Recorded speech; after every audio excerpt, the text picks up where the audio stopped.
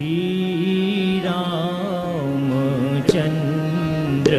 कृपालु भजे हरण भव भय दारुणं नव कंज लोचन कंज मोह कंज पद कंजारुणं कंदर्प अगणित अमित छविना नील नीरज सुंदरं पटपीतमानहु तड़ेत रुचि जनक सोतावरं श्रीरामचंद्र कृपालु भजे हरण भव भयदारुणं भज दीनबंधु दिनेश दानव दैत्यवंशनिकंदनं रघुनंद आनंद कंद घोष चंद दशरथ नंदनं श्रीरामचंद्र कृपालु भजे हरण भव भयदारुणं सिर मुकुट कुंडल तिलक उदार अंग विभूषणं आजानुभुज सरचापधर संग्राम जीत खर दूषणं श्रीरामचंद्र कृपालु भजे हरण भव भयदारुणं इति वदति तुलसी दास शंकर शेषमुनि मनरंजनं मम हृदय गंज निवास गुरु कामादिखल दल गंजनं श्रीरामचंद्र कृपालु भजे हरण भव भयदारुणं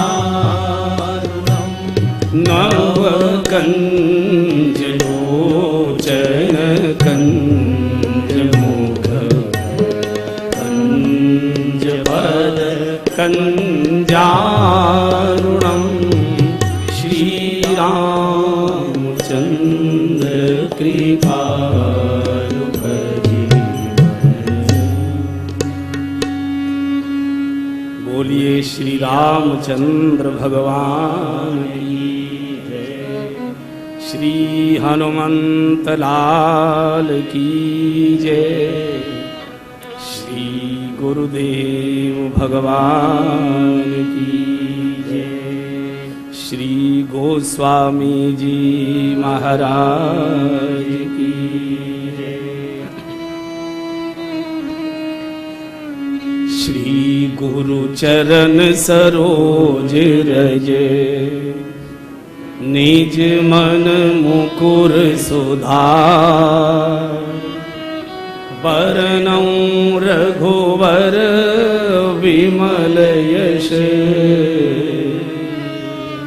जो दायक फल चार बुद्धिहीन तनु जानिके सुमिरऊं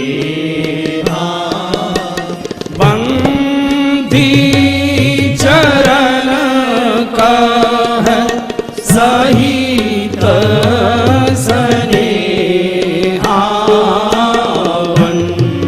दी चरण कह सहित स्नेहा नाथ नरथ नहीं तन पद त्राणा नाथ नरथ नहीं तन पद त्राणा केहि विधि जितव वीर बलवाना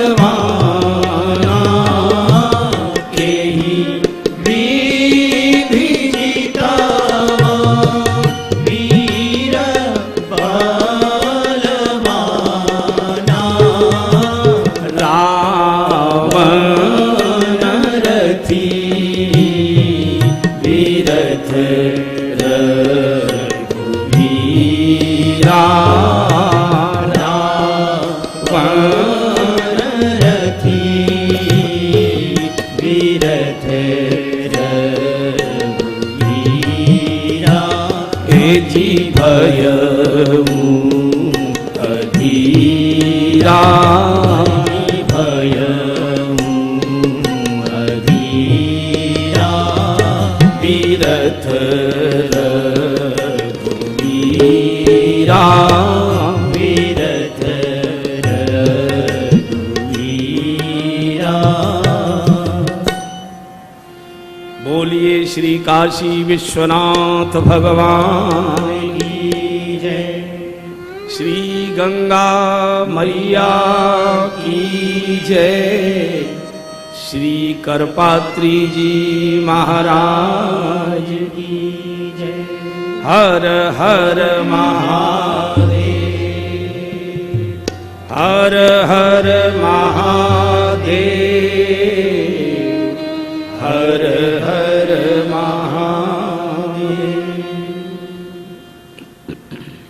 सभी आदरणीय बंधुओं और बहनों, भगवान विश्वनाथ जी के पावन चरणों में बैठकर प्रभु की इस मंगलमयी कथा का गायन करें और गत 5 दिनों से कथा की यात्रा जो चली है, अब सब मिलकर उसको समापन के रूप में विराम स्थल तक पहुंचाने का प्रयत्न करें।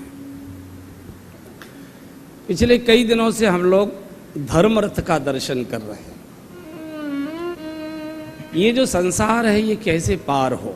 महा अजय संसार रिपु, जगत रिपु नहीं है, जगत जगदीश का बनाया है। संसार मनुष्य के मन ने बनाया है। जो दिखाई देता है वो आनंददायी है, जो दिखाई नहीं देता वो पीड़ादायी है। काम कहाँ दिखाई देता है, क्रोध कहाँ दिखाई देता है, लोभ कहाँ दिखाई देती है, ईर्ष्या कहाँ दिखाई देती है, ममता कहाँ दिखाई देती है, मोह कहाँ दिखाई देता है।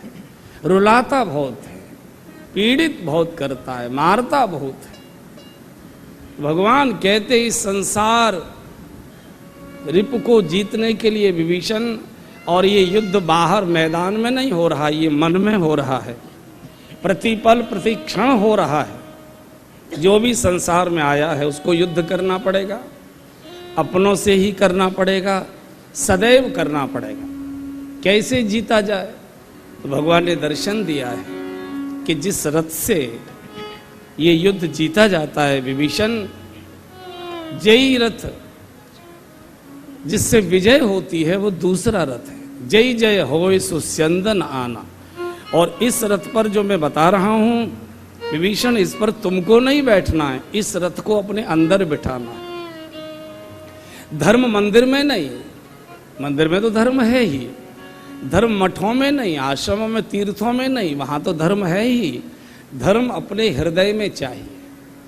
हमारे हृदय से धर्म निकल गया, शरीर पर आ गया, चिन्हों में आ गया, चर्चा में आ गया, चरित्र में नहीं आया, भाषण में आ गया, आचरण में नहीं आया। दिमाग में तो धर्म आ गया, दिनचर्या में नहीं आया, व्यवहार में नहीं आया। वाणी में तो धर्म की बहुत बड़ी बड़ी बातें हो जाती, व्याख्याएं तो बहुत अच्छी हो जाती है, लेकिन जीवन अधर्म की कीचड़ में ही सड़ रहा है। तो कई दिनों से ये प्रसंग चल रहा था। कल भगवान इस धर्म रथ के घोड़ों का दर्शन करा रहे थे। बल विवेक तम परहित घोरे, बल विवेक तम परहित घोरे, बल विवेक तम परहित घोरे, बल विवेक तम परहित घोरे, क्षमा कृपा समता रजुजोरे, क्षमा कृपा समता रजुजोरे, आजी क्षमा कृपा समता रजुजोरे, क्षमा कृपा समता रजुजोरे। घोड़े कैसे चाहिए इस धर्मरथ को आगे के बढ़ाने के लिए? कौन से गुण चाहिए, कौन से घोड़े चाहिए? बल, विवेक, दम, 3 दर्शन कल हम लोगों ने कर लिए। दमन बहुत एक विकृत स्वरूप है। दमन शब्द यहां हो सकता है कि वो काव्य के कारण से लिया हो। दमन माने संयम, दमन माने जागृति। और कब जागृति आती है? जब तक हमारा जीवन किसी संत से नहीं जुड़ता, जब तक हमारे जीवन की देहली पर, द्वार पर किसी संत का आगमन नहीं होता, तब तक जीवन सोया रहता है। और सुंदरकांड में इसका प्रमाण है। विभीषण कब तक सो रहा था? जब तक हनुमान जी दरवाजे पर नहीं आए थे। जागा कब? के ही समय, बोले ते ही समय विभीषण जागा। हनुमान जी आ गए, विभीषण जाग गया। लेकिन कई लोगों की आदत होती है, अलार्म तो भर देते हैं, गली के चौकीदार को भी कह के सोते हैं कि जरा सवेरे जगा देना, कथा सुनकर आए हैं, पूजा पाठ किया करेंगे। लेकिन जैसे ही घड़ी ने टर टर करना शुरू किया, तैसे ही झप मार दिया। रात को मच्छरों ने सोने नहीं दिया, सिर में बड़ा दर्द हो रहा है, कल से करेंगे। और कल कल करते काल पकड़ कर ले जाता है, कल नहीं आता। शुभ को हम कल पर टालते आते हैं। शुभ को कल पर मत टालिए, शुभ को तत्काल, अशुभ को कल पर टालिए। किसी को गाली गलौज देनी है, कल देंगे। क्रोध करना है, कल करेंगे। और मैं बहनों को कई बार बता भी चुका हूं, बहनों की एक बड़ी समस्या होती है, क्रोध बहुत आता है। बस एक ही समस्या है, क्रोध बहुत आता है। तो मैं पूछता हूं किस पर आता है? एक ही कमजोर प्राणी है सृष्टि में, और किस पर आएगा ये बताओ? आएगा तो किस पर? एक ही कमजोर बनाया है भगवान, उसी को दबोच लो जितना भी दबोचना है। तो मैं औषधि भी देता हूं। क्रोध आया, दांत ही किटकिट आ रही है, बस मेरी दवाई खा लो। उस समय बोल दो, गुस्सा तो बहुत आ रही है, अभी बता देती, दिमाग ठीक कर देती, पर महाराज जी मना कर गए, कल बताऊंगी तुमको। बात खत्म। कल क्रोध नहीं आएगा। शुभ को करना है तो कल मत करो। जो कल करना सो आज कर ले, जो कल करना सो आज कर ले, जो आज करना सो अब कर ले, जो आज करना सो अब कर ले। जब चिड़ियों ने चुग खेत लिया, फिर पछताए का होवत है। जब चिड़ियों ने चुग खेत लिया, फिर पछताए का होवत है। उठ जाग मुसाफिर भोर भई, अब रहने कहाँ जो सोवत है। उठ जाग, अरे साधु जगा रहा है, सो रहे भाई, अब रहने कहाँ जो सोवत है। कहाँ जो सोवत है, अब रैन कहाँ जो सोवत है। विभीषण सो रहा था, हनुमान जी कितना कष्ट उठाकर इसको जगाने गए। वास्तव में सीता जी की खोज के लिए हनुमान जी नहीं आए, ये तो एक बहाना है। भगवान को मालूम था, गीदरा जटायु ने सारी घटना भगवान को बता रखी थी कि रावण लेकर चला गया है, सारी जानकारियां थी। हनुमान जी क्यों आए हैं? जानकी जी की खोज का तो एक बहाना था, जगाना विभीषण को चाहते थे इसलिए आए इसके द्वार। ये सो रहा था। पूजा भगवान की करता है, सेवा रावण की करता है। भगवान का मंदिर बनाए बैठा है, आज्ञा रावण की मान रहा है। जिन लक्ष्मी नारायण की आरतियां उतार रहा है, वो लक्ष्मी जी इसके भैया की कैद में दुख भोग रही, आज तक मिलने नहीं गया। ये विभीषण था, ये सोना है। और जीवन कब तक सोता है? जब तक हमारा जीवन किसी संत से नहीं जुड़ता। जगने का अर्थ यह है कि बेचैनी प्रारंभ हो जाए। अब तक जीवन कहां खो गया? सत्संग के दो ही लाभ हैं, इसलिए सत्संग बहुत पीड़ादायक होता है। सत्संग आनंददायक नहीं होता, बहुत पीड़ा देता है। पीड़ा किस बात की है? आनंद भी देता है, पीड़ा ज्यादा देता है। सत्संग में आते आते या सत्संग में आने पर व्यक्ति को पीड़ा कौन सी होती है? पीड़ा होती है कि अरे राम राम, अब तक जीवन कहाँ गवा दिया। जगह तो यहाँ थी, बैठना तो यहाँ चाहिए था, और बैठते रहे जीवन भर, जाने कहाँ कहाँ कौन कौन ठिकाने पर। ये पीड़ा है। लेकिन आनंद क्या है? आनंद ये है कि चलो कोई बात नहीं, जो गया सो गया, लेकिन अब जीवन जीने का मार्ग मिल गया। ये आनंद है, रास्ता मिल गया, एक सहारा मिल गया। इसलिए सत्संग पीड़ादायी भी होता है, सत्संग आनंददायी भी। चैतन्य महाप्रभु यही बोले, साधु संग सर्वशास्त्र कहे, लवमात्र साधु संग सर्व सिद्धि होए। सत्संग से सर्व सिद्धि माने जीवन का मार्ग मिलता है, किधर जाना है। और विभीषण को हनुमान जी जगा गए, फिर सो गया पट्ठा चद्दर तान कर, एसी खोल लिया, सो गया। थोड़ी एक झपकी लेता हूं। और आप देखिए, अगर एक झपकी के लिए आप लेटे, कम से कम 1 घंटे की नींद आती है, ये नियम है।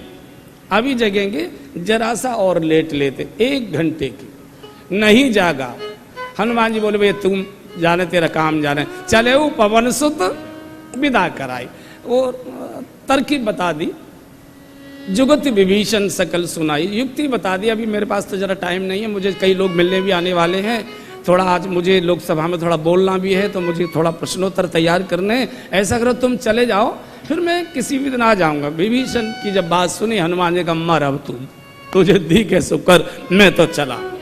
और परिणाम क्या हुआ? जो संतों की बात सुनकर सो जाते हैं, संत जगाने आया। जो नहीं जागते उनको मोह की लात ही खानी पड़ती है, ठोकर ही खानी पड़ती है। निकल यहाँ से। रावण ने लात मार के फिर निकाला, खबरदार। तो जो संतों की बात नहीं सुनते उनको संसार की लात खानी पड़ती है। और विभीषण लात खा के आया है भगवान की शरण में। अगर हनुमान जी जैसे संत की कथा सुनकर आ गया होता तो सारी दुनिया में राम जी से ज्यादा, विभीषण जी के हनुमान जी से ज्यादा मंदिर बने होते। लेकिन आया तो सही, पाप की लात खाकर आया। राम तो मिले लेकिन कलंक साथ आ गया। आज भी विभीषण का नाम कोई आदर से लेना पसंद नहीं करता है। घर का भेदी। तो जागृति का अर्थ ये है कि जब जीवन में बेचैनी प्रारंभ हो जाए, कहां गए, ये उम्र इतनी व्यर्थ में चली गई। तो संयम का ये जो दमन का अर्थ है, ये जागरण है। और जागरण का संकेत क्या है? जानिए तब ही जीव जग जागा, जानिए तब ही जीव जग जागा, जानिए तब ही जीव जग जागा, जानिए जब ही जीव जग जागा, जब सब विषय विलास विरागा, जब सब विषय विलास विरागा, होई विवेक मोह भ्रम भागा, काहू मोहि विवेक मोह भ्रम भागा तब रघुनाथ चरण अनुरागा तब रघुनाथ चरण अनुरागा हाँ जी तब रघुनाथ चरण अनुरागा हम जाग गए। अब तक जो जीवन जिया था इसकी व्यर्थता दिखाई दे जाए और आगे सार्थक जीवन जीने की प्रेरणा जाग जाए। समझना चाहिए हमारे जीवन में जागृति आ गई। लक्ष्मण जी कह रहे हैं जानिए तवई जीव जग जागा। कब? बोले जब सब विषय विलास विरागा। देखो भाई हमारे शरीर में सारी इंद्रियां हैं। शरीर इंद्रियों का एक जोड़ है और हर इंद्रिय का कोई न कोई विषय होता है। आंख का विषय है, नाक का विषय है, कान का विषय। शरीर की हर इंद्रिय का कोई न कोई विषय है। विषय इंद्रिय के द्वारा भोगना ये पाप नहीं है। जो जिस काम के लिए इंद्रियां शरीर में भगवान ने दी हैं उनका नियम पूर्वक, मर्यादा पूर्वक, विवेक पूर्वक, समझ पूर्वक उनका उपयोग करना, उन विषयों को भोगना ये अपराध नहीं है। कई बार अपने मन में ऐसा आता है कि दुनिया ब्रह्मचर्य ब्रह्मचर्य बोला करती है और हम तो इस आयु तक भी विषय विलास में डूबे हैं। ऐसा कई बार ग्लानि आने लगती है। नहीं आनी चाहिए। इस विषय पर ज्यादा नहीं लूंगा मैं, लेकिन साधुओं की एक भाषा है। कबीरदास जी सधुक्कड़ी भाषा बोलते थे ना, सधुक्कड़ी भाषा एक साधुओं की भाषा है। आप उसमें से कुछ अर्थ लगा सकते हो, ले सकते हो तो ले लो। साधुओं की भाषा में कहते हैं एक आहारी सदा फलारी और एक नारी सदा ब्रह्मचारी। ये हमारी साधुओं की भाषा है। फिर बोलता हूं एक आहारी सदा फलारी। ये जो फलाहार करने वाले होते हैं ना, ये तो चटोरे होते हैं। जो अन्न का आहार है वो तो 20 रुपए में ही काम चलेगा। फलाहार वाले का तो 100 रुपए में काम नहीं चलता है, बड़ा मुश्किल होता। हम तो फलाहारी हैं। अरे तुम्हारी जीव तुमको जीने नहीं दे रही है, फलाहार का तुमने बहाना बना लिया है। तो एक आहारी सदा फलारी। एक आहारी का अर्थ क्या है? एक आहारी के दो अर्थ हैं। एक आहारी का तो एक अर्थ ये है कि एक समय आहार करना। ये आदर्श अवस्था नहीं है। ये बहुत आदर्श अवस्था नहीं। आप वैरागी महात्माओं को देखो, जो वैष्णव वैरागी संत होते हैं, उनका पेट देखो जरा, ऐसा लगता है घड़ा तोड़ के अलग से लगा दिया गया है, ऐसा पूरा। क्यों भाई? क्योंकि 24 घंटे में एक समय खाना है उनको, तो शरीर की आवश्यकता पूरी है तो पूरा का पूरा बोरा भरना पड़ता है और फिर पड़े रहते हैं। बस लिया कमंडल फिर चल दिए नदी की ओर, लिया कमंडल फिर चल दिए नदी की ओर। बीमार भी रहते। सन्यासी बीमार बहुत कम होते हैं। सन्यासी सुडौल मिलते हैं, चूंकि वो कई बार थोड़ा थोड़ा वो शरीर के साथ अन्याय नहीं करते। वैष्णव थोड़ा अन्याय करते हैं शरीर के साथ। एक आहारी का ये अर्थ नहीं है कि एक समय आहार करें, नहीं। शरीर मांगता है तो उसको दीजिए और संयम से दीजिए। एक आहारी का अर्थ है एक प्रकार का आहार करना। भूख ये शरीर की बीमारी है और आहार ये शरीर की बीमारी का भोजन है।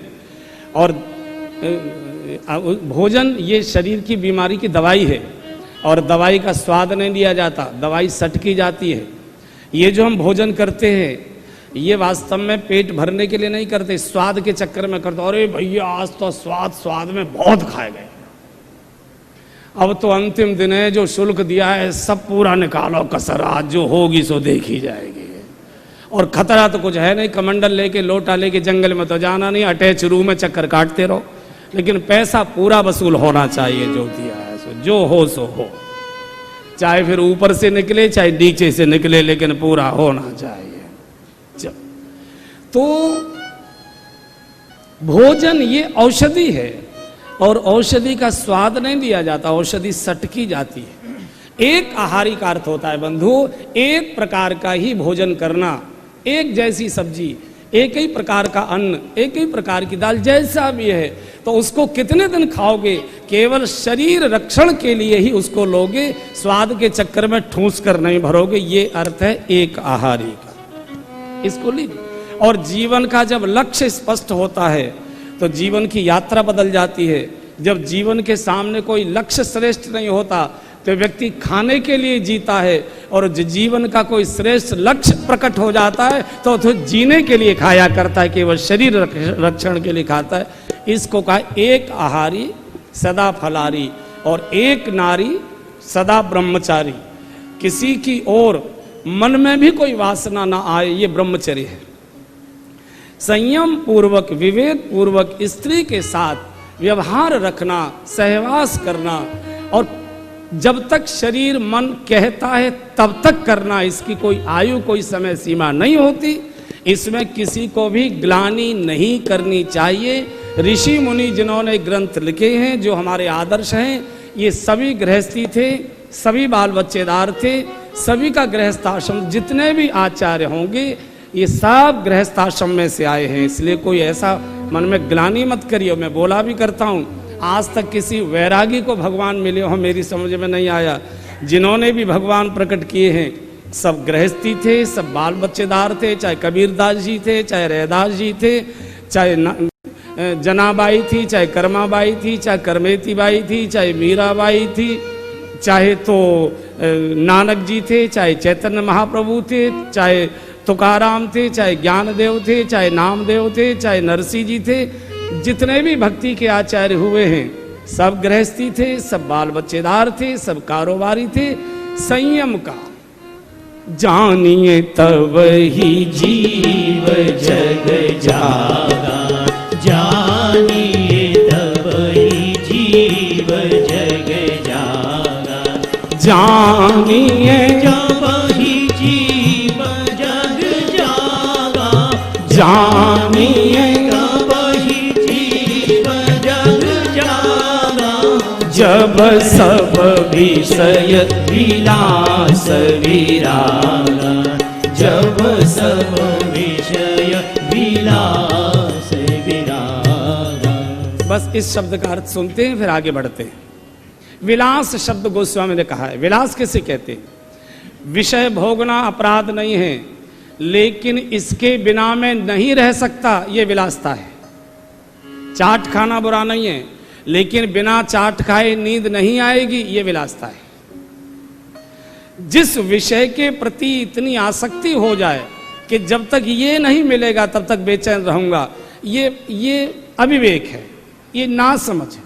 तो ये समझ जागती है सत्संग से।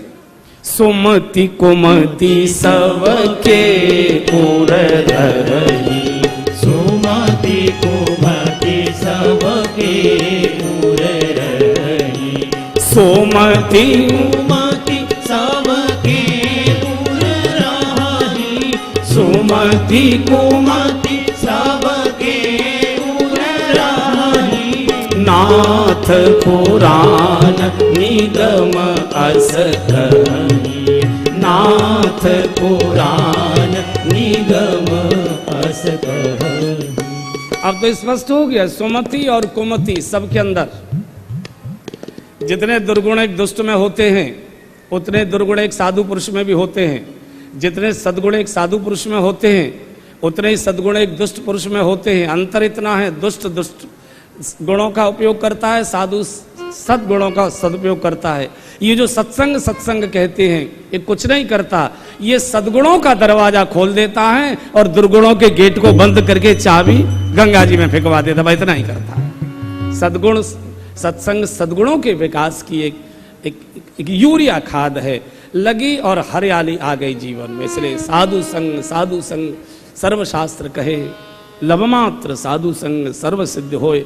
अंत में बोलता हूं, जैसे हम नहीं होना चाहते, जैसे हम नहीं बनना चाहते, जैसा हम नहीं करना चाहते, वैसी बातें वैसे विषय हमारे मन में अगर आ रहे हैं उनको तुरंत हटाएं। और हटाने का तरीका है, गुरुदेव को याद करो, अपने हृदय में किसी संत को बिठाई रखो, उनसे रो, कीर्तन करो, किसी बच्चे को गोद में लेकर खिलाना शुरू कर दो, कुछ नहीं है फुलवाड़ी में घूमना शुरू कर दो, किसी गमले में पानी डालना शुरू कर, वो धारा को हटाइए। बार बार आएगी उसको फिर धीरे धीरे धीरे धीरे आपके स्वभाव में आ जाएगा। क्योंकि जैसे विचार हमारे मन में आते हैं, व्यक्ति के विचार मन में आए तो हमारा मन तुरंत व्यक्ति के पास पहुंच जाता है, विषय के बारे में विचार आए तो मन हमारा विषय के पास पहुंच जाता है, वस्तु का विचार आया तो मन हमारा उस वस्तु के पास पहुंच जाता है। और बंधुओं और बहनों, अगर आप यहाँ सावधान नहीं हुए तो एक दिन तन भी आपका वहां पहुंचा हुआ दिखाई दे जाता है, बाद में पता लगता है कि मैं कहां गिर गया। इसलिए सावधान, जब ऐसे विचार आए, कोई साधु को याद करो, कुल खानदान को याद करो, स्वरूप को याद करो, अपनी आयु का ध्यान करो, अपनी समाज के स्थान का ध्यान करो। समाज में मेरा स्थान क्या है, मेरी उम्र क्या है, समाज मुझे आदर कितना देता है, और मैं कहाँ जा रहा हूँ, क्या सोच रहा हूँ, क्या करने जा रहा हूँ। ये संयम है, ये समझ है। दबाओगे तो दूसरे रास्ते से फूटेगा। इसलिए पाखंडी व्यक्ति हो, या तो आदमी पागल हो जाएगा, या तो व्यक्ति पाखंडी हो जाएगा, दिखाएगा कुछ, जिएगा कुछ, ऊपर से कुछ भीतर से कुछ। और हम सब लगभग ऐसे ही, बातें बहुत अच्छी करते, कर्म बड़े बुरे करते हैं। सोचते बहुत अच्छा है, लेकिन करते कैसा है प्रभु ही जाने। तो बल विवेक दम परहित घोरे, परहित सरिस धर्म नहीं, परहित सरिस धर्म नहीं भाई, पर पीड़ा सम नहीं अधकाई, पर पीड़ा सम नहीं अधकाई, हाजी पर पीड़ा सम नहीं अधकाई, पर पीड़ा सम नहीं अधकाई। देखिए मैं कैसे बढ़िया बढ़िया उपदेश कर रहा हूँ हाथ उठा उठा के, और मैं वही कर्म कर रहा हूँ। मैं तो अपने से देखता हूँ। एसी लगा हुआ था, हमने कि यार ये मुफ्त का एसी है, एक दिन भी चलाया नहीं, आज तो चला के सो जाओ। इतना होटल को पैसा दिया जा रहा है और एसी चल नहीं रहा और पैसा पूरा जा रहा है, तो एसी चला लिया तो गला भी गया, नाक माता सब। बहुत कर ले बेटा वसूल पैसे, अभी तो बोला था मैंने, कर ले बेटा, बहुत कठिन। अब गला जितना साथ देगा भैया उतना ही चिल्लाऊंगा, उससे ज्यादा नहीं चलेगा। अच्छा अब मुझे डर भी नहीं है, दक्षिणा जितनी मिलनी थी मिल गई, अब तुम जानो तुम्हारे काम जानो। हाँ अब तुम जानो तुम्हारा काम जानो। अब इसलिए जो चतुर मालिक होता है ना, वो मजदूर को अंत में उसकी मजदूरी देता है। और कई तो चतुर ऐसे होते हैं 5 दिन काम कराते, 2 दिन की रोक लेते हैं ताकि अगली बार आ जाए फिर से काम पर, ऐसे भी होते हैं। लेकिन हम उनके भी चतुर हैं, ब्रजवासी हैं ना, हम उनके भी ताऊ हुए, हमने कि पहले दे बाद में बात करना, तो आ गई। इसलिए अब खतरा नहीं है, अब जितना इसलिए चलेगा उतना चलाऊंगा, बस की नहीं हो रही है। परहित सरिस धर्म नहीं भाई, पर पीड़ा सम नहीं अधमाई। पर किसे कहते हैं? संस्कृत में पर कहते हैं शत्रु को, संस्कृत में पर कहते हैं शत्रु को, जो शत्रु के भी हित का चिंतन करे। और श्री भरत जी यही बोले हैं, अरिहुक अन भल की नन राम, अरिहुक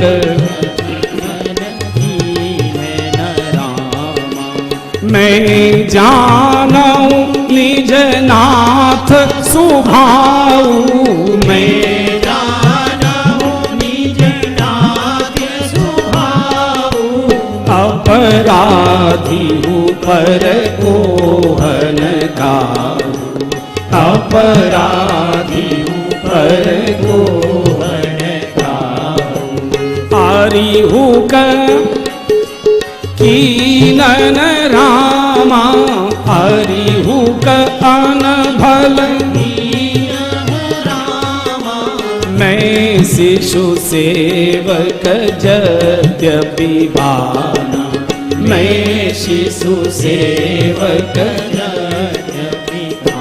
हाँ जी मैं शिशु सेवक जगभिमाना मैं शिशु सेवक जगभिमाना। मेरे प्रभु तो कभी दुश्मन का भी अहित नहीं करते। रावण के लिए भी प्रभु ने अंगद जी को कहकर भेजा था, काज हमार तासु हित होई। जो दुश्मन के भी हित की कल्पना कर सकता है वही महापुरुष होता है, वही महापुरुष होता है, वही बड़ा होता है, वही पूज्य होता है, वही सौम्य होता है। परहित, इसलिए कहा परहित सरिस धर्म नहीं भाई। देखिए परहित कैसे करें, बहुत लोगों की इच्छा होती है परहित कैसे करें। महापुरुष कहते हैं 4 प्रकार से करिए। परोपकार करने के 4 तरीके हैं। कौन सा? ममता से करें। किसी की सहायता करनी है, सेवा करनी है, ममता से भरे हुए, क्रिया के रूप में मत करिए, क्रिया के रूप में मत करिए, ममता के रूप में करिए।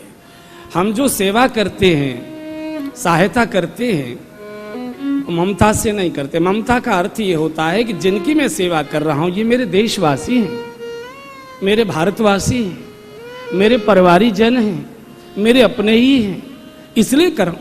आज इन पर कष्ट आया है, आज इनको कुछ अभाव हुआ है और मेरे पास प्रभाव है, मेरे पास कुछ है, तो इनको मैं एहसान नहीं कर रहा हूं, ये मेरा धर्म है, ये मेरा कर्तव्य है। इसको कहते हैं परहित। लेकिन वास्तव में आज परहित ममता से नहीं हो रहा है। इसलिए कितने भी बड़े बड़े सेवा के कार्य करिए, न सेवा करने वाले में आनंद आ रहा है, न जिनकी सेवा की जा रही है उनको तृप्ति हो रही है। दोनों शिकायती हैं, दोनों शिकायती हैं। आप किसी की ममत्व से सेवा नहीं कर रहे, आप परिवारजन की सेवा नहीं कर रहे। आप किन की सेवा करने जाते हैं, सहायता करने जाते हैं? बाढ़ पीड़ितों की, सूखा पीड़ितों की, भूकंप पीड़ितों की, रोग पीड़ितों की, अभाव पीड़ितों की, आप इनकी सेवा करने जाते हो। कोई ये मेरे सब परिवार के लोग हैं, मेरे अपने, कोई एक भी गया हो कभी? एक भी नहीं जाता। ये बाढ़ पीड़ित है, ये भूकंप पीड़ित है, ये सूखा पीड़ित है, ये रोग पीड़ित है, ये प्रकृति ने मारा, इनको पीड़ित हैं, इसलिए हम जा रहे हैं। और संतुष्टि क्यों नहीं होती? कंबल का ट्रक पीछे पहुंचता है, कैमरे और पत्रकार पहले पहुंच जाते हैं, उनको बाकायदे लेकर जाते हैं। ये देखिए हम इनको कंबल बांट रहे हैं, फिर उनकी आप फिल्म बनाते हैं, फिर उनको आप अखबार में छपवाते हैं, फिर वहां से उनको बांटते हुए फोटो खींच के लाते हैं, फिर आप उनकी प्रदर्शनियां लगाते हैं, फिर पत्रिकाओं में छापते हैं, फिर पत्रिकाएं सारे देश और दुनिया में बांटते हैं, फिर उनके लिए कोई कार्यक्रम करते हैं और मंच से गले फाड़ फाड़ कर कहते हैं हम ये करके आए, हमने ये करके आए। कई बार तो मुझे ऐसा लगता है कि अगर इस देश में 10 वर्ष तक बाढ़ न आए, सूखा न पड़े, भूकंप न आए, तो ये समाज सेवा करने वाले रोएंगे सिर पकड़ कर कि हमारा फोटो छपने का कोई अवसर ही नहीं आया। ये चाहते हैं कि इस देश में ये सब होता रहे और हम अपना नाम रोशन करते रहे। इससे सेवा नहीं है, ये व्यवसाय है। और ऐसी बहुत सी संस्थाएं जो प्रसिद्धि परांग मुक्ता का दम्भ भरती हैं, हमको प्रसिद्धि नहीं चाहिए, वो भी अखबारों में फोटो, वो भी प्रदर्शनियां, वो भी जगह जगह। मेरा भाई आज अभाव में आ गया, किसी दुख में आ गया, संकट में आ गया, और मैं उसकी कोई सहायता करने गया और फिर मैं उसको अखबार में छपवाऊं, कैसा लगेगा? काश वो स्थिति आपकी आ जाए जो समुद्री किनारे के लोगों की आती है, जो भूकंप पीड़ितों की आती है, और आप दिल्ली के, बनारस के रहने वाले लोगों को गिड़गिड़ाते हुए, हाथ बढ़ाते, डबल रोटी का पैकेट मांगते देखा हुआ फोटो खिंच जाए और उसका प्रदर्शनी लग जाए और वो आपको देखनी पड़े, तो कैसा बीतेगा आपको? कैसा बीतेगा? ममता से कर, ये मेरे हैं, आज ये संकट में है, एक जरा सा काम करते हो उसकी प्रदर्शनी, आवश्यकता क्या है इसकी? आपको उनसे लेना देना नहीं है, आपको अपने कॉलर के बटन खोलने से लेना देना है। आपको ये दिखा के केवल एक छोटे से वार्ड का चुनाव जीतना है, केवल इसके लिए आपको ये नाटक करना है। इसलिए कितनी भी बड़ी सहायताएं हो रही है देश में, किसी पर कोई असर नहीं हो रहा है।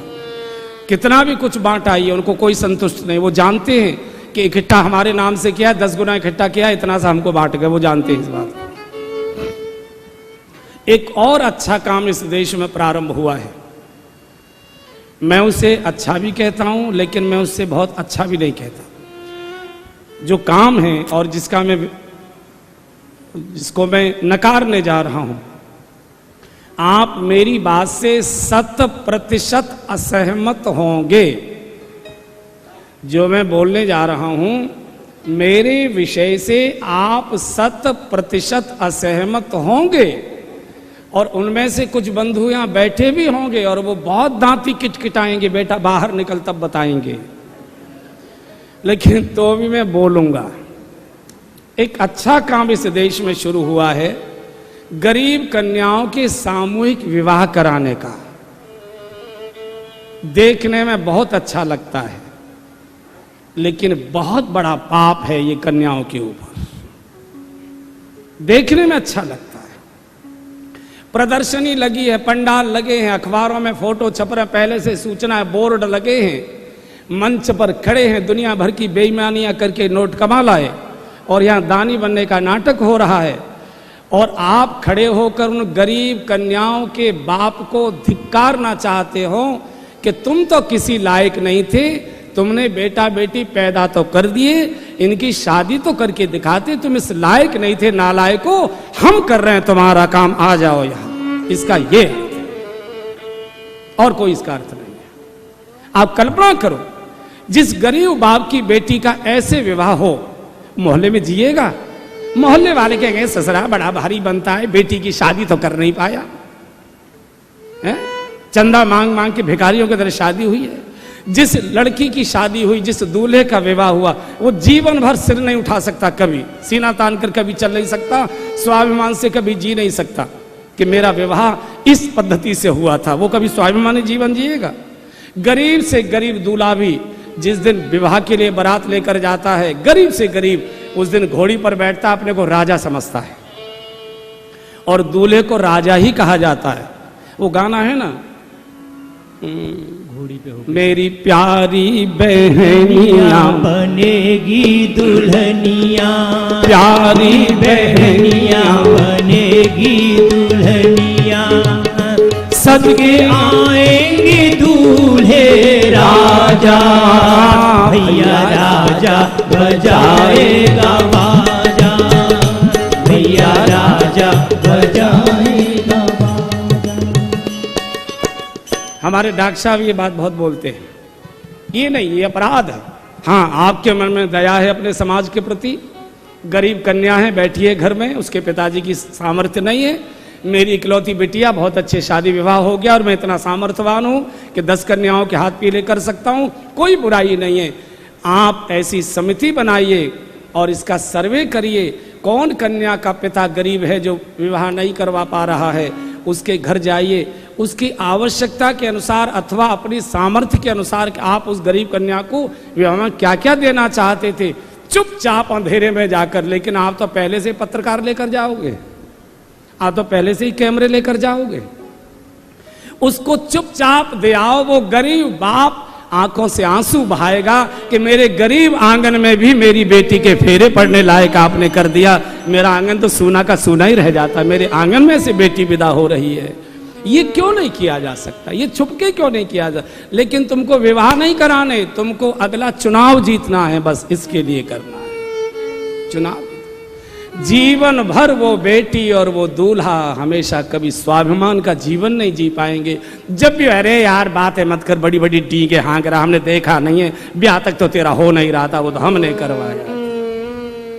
तो बहुत बड़ा परमार्थ का, परहित का काम होने के बाद भी मुझे ये अपराध लगता है। मैं फिर बोल रहा हूं, मेरी बात से ये करने वाले बिल्कुल भी सहमत नहीं होंगे, गालियां भी देंगे, लेकिन मेरे मन का एक भाव है और स्वतंत्र देश है, अपनी बात को स्वतंत्रता पूर्वक कहने का सबको अधिकार है। मैंने बोल दिया, आपको पसंद आए तो सटक लेना, नहीं पसंद आए तो पान चबारे और उसके साथ थूक देना, बात खत्म हो गई, उसके साथ थूक देना, हमको इसलिए लेकिन ममता से भरी हुई, ममता से भरी हुई। मेरी बेटी की शादी हो गया, मैं 10 बेटियों का बाप बनूंगा, मेरे लड़के तो पढ़े लिख कर तैयार हो गए, लेकिन मैं अभी सामर्थ्यवान हूँ, मैं 10, 5, 15 बच्चों का गार्जियन बनूंगा, मैं इनको पढ़ाऊंगा, अभाव में कहीं प्रतिभाएं कुंठित न रह जाएं।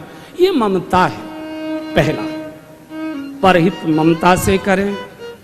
दूसरे, परहित समता से करें। बुद्धि विषमता पैदा करती है। बुद्धि ये मेरा है, ये दूसरा है। और ये परमार्थ करने वाले, सहायता सामग्री बांटने वाले, इनके मन में भी द्वेष रहता है, इनके मन में समता नहीं रहती। ये भी उन्हीं को बांटते हैं, पहले देख लेते हैं हमारे धर्म का है कि नहीं है, हमारे दल का है कि नहीं है, हमारे पक्ष का है कि नहीं है, हमारी जाति का है कि नहीं है, हमारे प्रदेश का है कि नहीं है। हम भेद करके बांटते हैं। बंधुओं, गरीबी का कोई धर्म नहीं होता, गरीबी की कोई जाति नहीं होती है।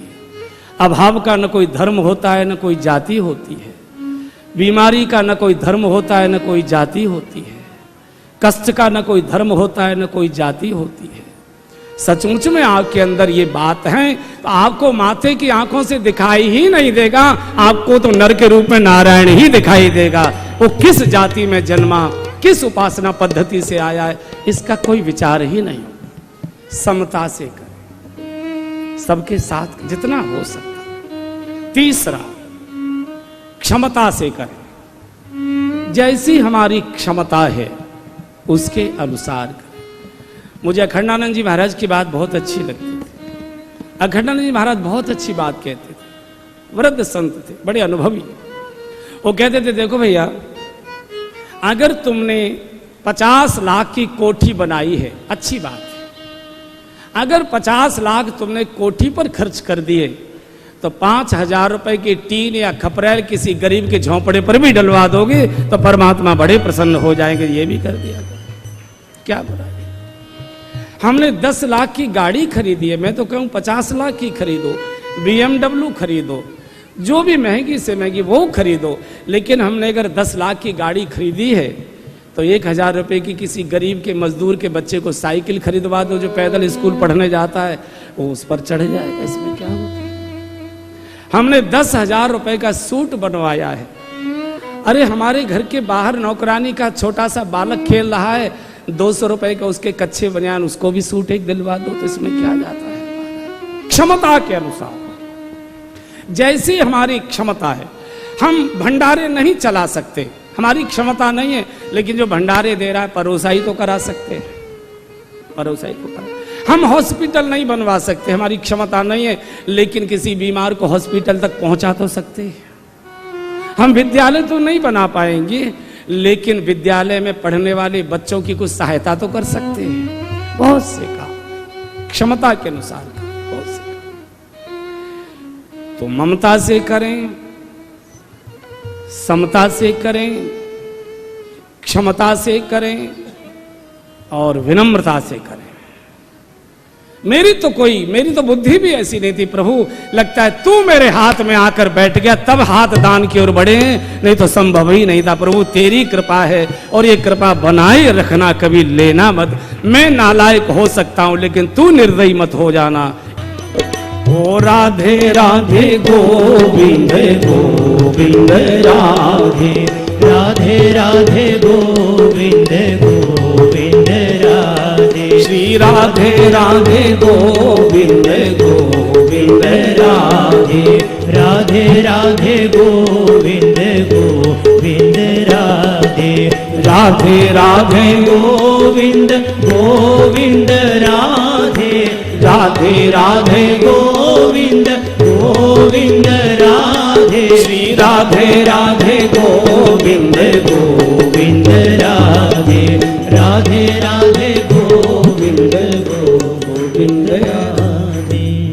तो बंधुओं, परहित कहते हैं सभी जीवों को उनके स्वभाव के अनुसार जीने का अधिकार प्रदान कर देना। सर्वभूत हिते रतः, सभी जीवों को इस सृष्टि में अपनी अपनी रुचि प्रकृति के अनुसार जीने का अधिकार मिले, हम उनके अधिकारों का भी हनन करते हैं। 4 प्रकार के प्राणी हैं जो परोपकारी माने जाते हैं, इनका रक्षण चाहिए, इनका संरक्षण चाहिए। गाय ये परोपकार में आती है। गाय का रक्षण चाहिए, गाय का संरक्षण चाहिए। हम गऊ तो नहीं पाल सकते, जानते हैं हम।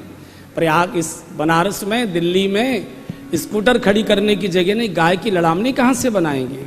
गाय कैसे पाले? मैं जानता हूं। हम गाय तो नहीं पाल सकते, लेकिन जो गाय पाल रहा है गांव का कोई गरीब, उसको चोकर और चारा तो दे सकते हैं, कभी ना कभी उसकी सहायता तो कर सकते हैं। हम तो गाय नहीं पाल पाएंगे, लेकिन किसी गरीब मजदूर को गाय खरीद कर दे सकते। बेटा, अपने बच्चों को दूध पिलाना, थोड़ा बचा के बेचना, तुम्हारे घर परिवार का काम चल जाएगा। गाय की बहुत दुर्दशा इस देश में हो रही। गाय बचनी चाहिए। गाय बचेगी तो भारत बचेगा। वास्तव में सारा भारत का आधार ही गाय है। परोपकारी है गाय। दूसरे वृक्ष परोपकारी हैं। आज वृक्षों के साथ भी बहुत अन्याय हो रहा है, बहुत अन्याय। पृथ्वी परोपकारी है, पृथ्वी का शोषण हो रहा है। और बंधु और बहनों, प्रकृति का जब शोषण होता है, प्रकृति के साथ जब बहुत छेड़छाड़ होती है, तो प्रकृति अकुलाती है, प्रलय करती है। ये जो महाभारत का युद्ध है, ये जो राम रावण का युद्ध है, ये इसका प्रतीक है। परम सभीत धरा अकुलानी, जब धरती अकुलाती है, शोषण बहुत बढ़ता है, प्रलय हुआ कर दे। इनका रक्षण करिए, शोषण मत करो, दोहन करो, जितना हमको आवश्यक है उतना करें। और चौथे, विप्र परोपकारी होते हैं। शास्त्र का अनुपालन करने वाले, शास्त्र के अनुसार आचरण व्यवहार करने वाले, समाज को अपने ज्ञान से प्रकाशित करने वाले, सही मार्गदर्शन करने वाले विप्र, इनका रक्षण होना चाहिए, इनका पोषण होना चाहिए। ये परहित चाहते हैं, ये परहित में आते हैं। इनकी रक्षा करोगे, सृष्टि बचेगी। बल विवेक दम परहित घोड़े, घोड़े तैयार। अब डोर कौन सी? क्षमा कृपा समता रजु छोड़े, क्षमा कृपा समता रजु छोड़े। माझी क्षमा कृपा समता रजु छोड़े, क्षमा कृपा समता रजु छोड़े। किस रस्सी से घोड़े बंधेंगे? क्षमा, कृपा और समता। बंधुओं और बहनों, क्षमा का गुण जीवन में आना चाहिए। क्षमा करना भी आना चाहिए और क्षमा मांगना भी आना चाहिए। धरती का गुण है क्षमा। धरती सभी को क्षमा करती है। जैसे हमारी माँ हमारे सब प्रकार के अपराधों को क्षमा कर देती है, ऐसे धरती पर कितने भी पाप करता है प्राणी, धरती सभी को मां समझकर क्षमा करती है। इसलिए हम धरती की पूजा करते हैं। समुद्र वसने देवी पर्वत स्तन मंडले विष्णु पत्नी नमस्तुभ्यम पादस्पर्शम क्षमस्व में। हम अपने बड़े से बड़े पहाड़ जैसे अपराधों को क्षमा कराने के लिए प्रार्थनाएं करते हैं और नौकर की जरा सी भूल को फटकार फटकार कर मारना चाहते हैं। ये नहीं हो सकता। क्षमा का गुण आना चाहिए। क्षमा के स्वभाव से व्यक्ति का हृदय बड़ा हो जाया करता है। आज मनुष्य की क्षमाशीलता घट रही है। बहुत बड़ा मन चाहिए, बहुत बड़ा मन चाहिए। संतों के साथ इस समाज ने कितना बड़ा दुर्व्यवहार किया है। मीरा जी को इस समाज ने वैश्या तक कह दिया। चैतन्य महाप्रभु को जेल में बंद कर दिया। नानक जी पर अत्याचार कर दिया। नरसिंह जी को जेल में उठाकर बंद कर दिया। महर्षि दयानंद को जिस शहर में जाए वहीं 14 बार इस महापुरुष को विष पिला दिया गया, टिकने नहीं दिया कहीं। नामदेव जी के घर में लोगों ने आग लगा दी। कितना कितना दुर्व्यवहार। संतों ने सबको क्षमा कर दिया। कोई बात नहीं, तुम्हारा स्वभाव तुम्हारे साथ, हमारा जीवन हमारे साथ, तुमको जो करना है करो, हम जैसे हैं वैसे ठीक। क्षमा जी।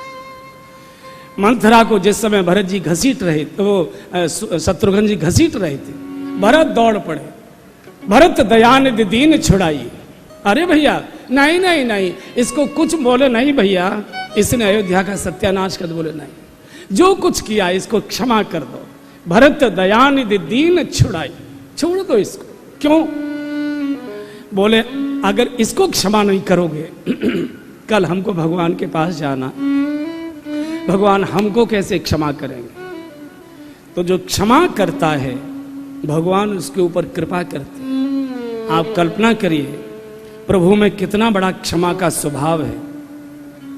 इस मंथरा ने वनवास की घटना घटित कराते समय कितनी गंदी, कितनी नीच प्रकार की घिनौनी भाषा बोली है। समय गए रूप होए प्रीते, अरे तुम क्या जानती हो। इतनी गंदी गंदी बातें बोलने वाली मंथरा को भी भगवान मौसी जी कहकर बुलाया करते थे। सारी अयोध्या कहती थी इस उल्टा को निकालो, बोले नहीं, ये मौसी है और मौसी का स्थान मां से ज्यादा ऊंचा हुआ करता है। उसके लिए अलग महल बनवा कर भगवान ने दिया, निकलने नहीं दिया। ये भगवान की क्षमा है। द्रौपदी के 5 बेटों को अश्वत्थामा ने मार डाला। कल्पना करो, ये अंतिम संतति थी पांडव कुल की, और 5 को मार दिया अश्वत्थामा ने। प्रातःकाल जब द्रौपदी ने दृश्य देखा, पछाड़ खाकर गिर पड़ी। सारे के सारे दीपक जैसे पांडव कुल के बुझ गए हो, अब कुछ नहीं बचा। इतना हाहाकार मच गया, इतना हाहाकार।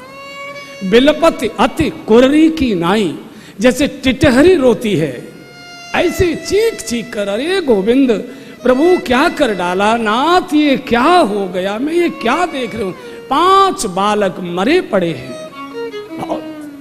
भगवान पर संदेश गया। भगवान इतने क्रोध में आ गए, अश्वत्थामा को केश पकड़कर घसीटते ले आए, द्रौपदी के सामने खड़ा कर दिया। द्रौपदी ये है अपराधी, बोल क्या दंड दूं, अभी बोल, मृत्यु दंड देता हूं। एकदम द्रौपदी ने भगवान के चरण पकड़े, नहीं दंड मत दीजिए, गुरुपुत्र हैं, गुरु पूज्य होते हैं और गुरुपुत्र भी पूज्य ही हुआ करता है, इनकी पूजा तो कर सकती हूँ, दंड। और प्रभु इनको मृत्यु दंड मत दी, मेरा तो जो होना था वो हो गया। अगर आप इनको मृत्यु दंड दे भी देंगे, मेरे बच्चे तो जिंदे होने वाले नहीं है, मेरे बच्चे तो गए। अगर आप इनको मारेंगे ना तो इनकी माँ भी ऐसे ही रोएगी जैसे बेटे के लिए मैं रोती हूँ। माँ की ममता को कोई माँ ही समझ सकती है, कोई दूसरा नहीं समझ। प्रभु क्षमा कर दीजिए इनको, क्षमा कर दिया। ये होता है। तब न द्रौपदी की सेवा करते हैं भगवान, तब न द्रौपदी की चप्पल उठाकर जाते हैं। आपने सुना होगा जिस समय युद्ध प्रारंभ हुआ, होने वाला था और सेनाएं पहुंच चुकी थी कुरुक्षेत्र के मैदान में, सब अपने अपने शिविरों में। भीष्म पितामह ने दुर्योधन को कहा, दुर्योधन सायंकाल जब मैं संध्या से उठूं, अपनी पत्नी को लेकर आना, वो जो प्रणाम करेगी मैं सौभाग्यवती का आशीर्वाद दे दूंगा और फिर तुझे कोई मार नहीं सकता। ये जानकारी भगवान को हो गई कि अगर भीष्म पितामह ने आशीर्वाद दे दिया तो 1000 अर्जुन भी दुर्योधन को मार नहीं सकते। अब ये कैसे बाजी पलटे। भगवान दौड़कर द्रौपदी के पास आ गए। द्रौपदी जल्दी चलो, कहाँ जाना है? बोले भीष्म के शिविर में। अरे कैसी बात करते हो, दुश्मन के शिविर इस समय? बोले नहीं, इसी समय चलना पड़ेगा।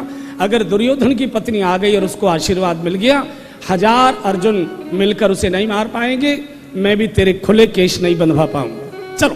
बोले प्रभु कैसे हो सकता? बोले इसकी चिंता तुम मत करो। और ले आए। चूंकि भगवान जानते हैं वो महारानी है, पहले पालकी में, पहले ब्यूटी पार्लर जाएगी, ये कराएगी वो कराएगी। आ गए। और ब्राह्मण के आशीर्वाद 3 समय फलित होते हैं, संध्यांते, शिव पूजनते, भोजनांते तथैव च। संध्या वंदन करके ब्राह्मण उठे, जो बोले सो होता है। और जैसे ही शिविर के मेन द्वार पर आ गए, कुटिया के बाहर, भगवान के अंदर जाओ, 5 बार प्रणाम कर लेना, उसके बाद कुछ परिचय वर्चय देना। तो भगवान बाहर खड़े, द्रौपदी अंदर प्रवेश कर गई। द्रौपदी चप्पल बाहर उतार गई, स्वाभाविक था। अब भगवान ने सोचा कि कौरव कुल का कोई आ गया और द्रौपदी की चप्पल पहचानी जा सकती है, या कौन महिला आई है बवंडर मच सकता है।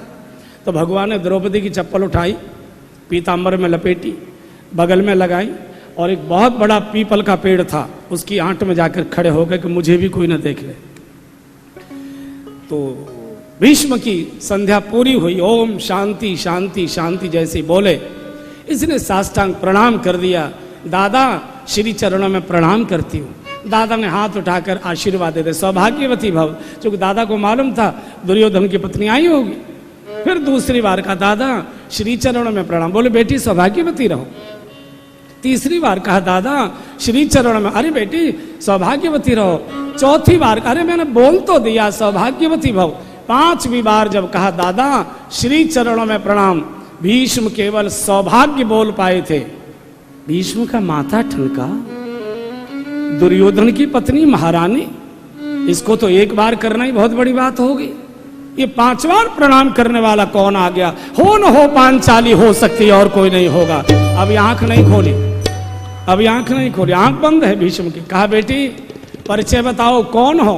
माथा टेक कर धरती पर हाथ जोड़कर बोली दादा आपकी कुल वधू द्रौपदी आपके चरणों में प्रणाम करने आई। भीष्म पितामह माथा पीटने लगे, एकदम गिर पड़े धरती पर। द्रौपदी तूने क्या कर डाला, ये तू आ कैसे गई? महाभारत के युद्ध का निर्णय तो तूने कर दिया, जो होना था वो तो निर्णय तो हो गया। कल से केवल नाटक ही नाटक बचा है, बाकी निर्णय तो हो गया। ये बता तू यहां आई कैसे? बोले मैं नहीं आ सकती थी। कैसे आई हो? बोले भगवान द्वारकानाथ लेकर आए। गोविंद कहाँ है? बोले बाहर है। और भीष्म गोविंद गोविंद करके दौड़े तो भगवान को प्रकट होना पड़ा। और जैसे ही भगवान को देखा तो भीष्म ने साष्टांग प्रणाम भगवान के चरणों में किया। और जैसे ही भगवान भीष्म को उठाने के लिए हाथ आगे बढ़ाकर झुके तो भगवान की बगल में जो चप्पल लगी थी द्रौपदी की, भीष्म के सिर पर जाकर गिरी है एकदम। और इन चप्पलों को सिर पर लेकर भीष्म इतना रोए, ये तो चप्पलें मेरे सिर पर शोभा देती, गोविंद तुम इन्हें लिए घूम रहे हो। ऐसा भगवान दुनिया में किसी का हो सकता है कि भक्त की रक्षा के लिए चप्पलें ले लेकर घूम रहा है? क्षमा चाहिए। द्रौपदी इतने बड़े मन की हृदय की रही होती, भगवान चरण नहीं पकड़ते द्रौपदी के। क्षमा गुण चाहिए। क्षमा मांगना तो बहुत कठिन है, क्षमा करना थोड़ा सरल है, लेकिन क्षमा करके क्षमा की घटना को भूल जाना बहुत कठिन होता है बंधुओं। हम किसी को क्षमा तो कर देते हैं लेकिन घटना नहीं भूल पाते क्षमा की। फिर जो आएगा उसी को कहना शुरू कर देते हैं, पहले तो मिन करेंगे और फिर माफी मांगते घूमते, वो तो गिड़गिड़ाते आया फिर मुझे माफ करना पड़ा। क्षमा करना सरल है, क्षमा करके क्षमा की घटना को भूल जाना बहुत कठिन। और जो क्षमा नहीं कर सकता वो गुरु नहीं हो सकता। जितना मनुष्य सहन करता है उतनी उसके अंदर साधुता आती जाती है। साधुता का इतना ही अर्थ है कि जो सहन करने के लिए तैयार हो चुका है उसी को साधु कहते हैं। जो सध गया है, बाहर की कोई बात अब उसको डिगा नहीं सकती। जो सध गया वो साधु है। जो सधने का प्रयत्न कर रहा है वो साधक है, और जो दूसरे है वो सिद्ध है। क्या होता है भैया? जो दूसरे को साध रहा है वो सिद्ध है। लोग कहते हैं शांति शांति शांति शांति। शांति का मंगलसूत्र क्या है? माता मंगलसूत्र पहनती है ना, शांति का मंगलसूत्र कौन सा है? अरे यार छोड़ो, ये मंगलसूत्र है। अरे यार छोड़ो, कहां उलझे हो? हमारे सुभाष जी होंगे यहाँ कहीं, इनके साथ रहिए, ये हमेशा यही बोल, अरे यार छोड़ो।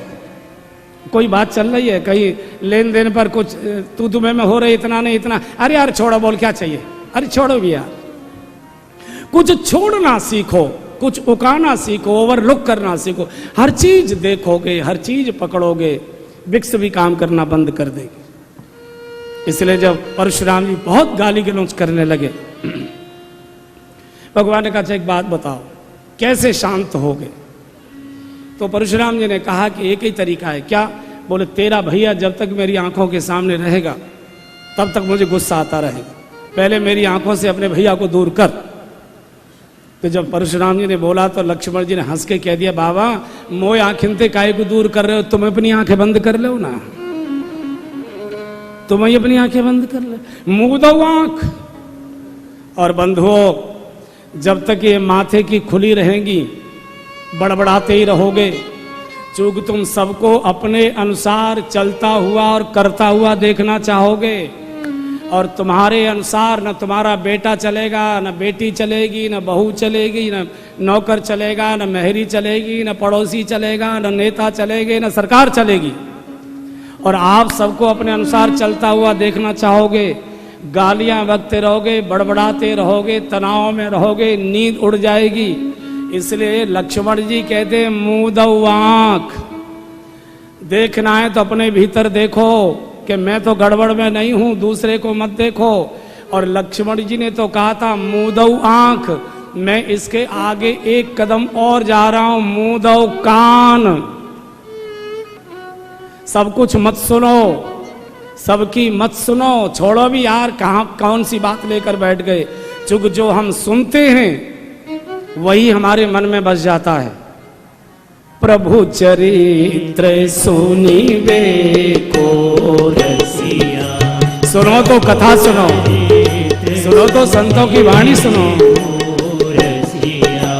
प्रभु चरित्र सुनिबे को रसिया, प्रभु चरित्र सुनिबे को रसिया, राम लखन सीता मन बसिया, राम लखन सीता मन बसिया, आजी राम लखन सीता मन बसिया।